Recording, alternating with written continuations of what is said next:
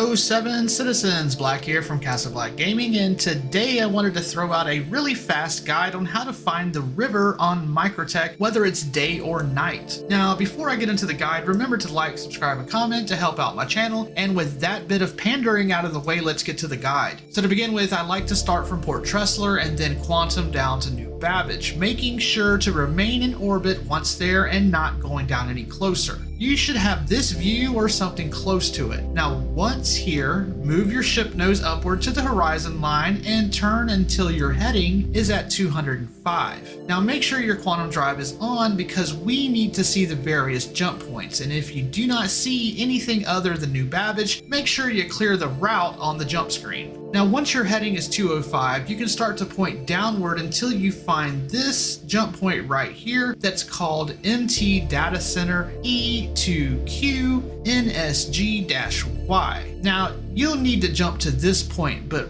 right after you push that quantum jump button, you need to hold down F and look down inside the cockpit so you can watch the jump point, because as we get closer to the kilometers that we're going to tick down and we're going to be watching, we need to cut the power to the ship when it's down to around 900 kilometers. And if you don't press F while jumping, the view will shift and you'll miss it. Now, if you happen to overjump because you didn't push U in time, that's okay. I did the same thing. Simply turn your ship around and get New Babbage in your sights. And then you're going to want to jump back toward it until the distance reaches 420 kilometers, which you will need to do once again by looking down at the sight as you move toward it so you can cut the power again. Now, usually this one is easier to jump back to get to the spot just right. But if you overshot again, just turn back around to the MT Data Center location and try again until you're within that 900 kilometers. This is clearly the hardest part, but once you do it right, you're gonna have this new view, which you might need to roll your ship around just to see it like this. But this is what you're looking for, this particular region right here. This cloud is actually a very good visual marker to use to know where to look and travel down to. This cloud never moves, at least for now. So while you're looking in this region, you can also hold F again, but zoom in with your mouse wheel this time, and you can probably see the crack, which is the river. Now, if you can't see it, don't worry. Sometimes you drop out of quantum a little higher than some, and it's hard to make out. But just be looking at this region, turn your ship to around 90 to 92, and start heading down. These little dimples right here are also another good indicator of where the lake, which resides at the end of the river, is located, and it's usually the first visual cue you can see from high altitudes, even in the dark, which, by the way, this will be the view right here if it's dark and you can see the cloud is still visible. So you're still just going to head down towards that cloud. Day or night, the lower you get, you will be able to make out that lake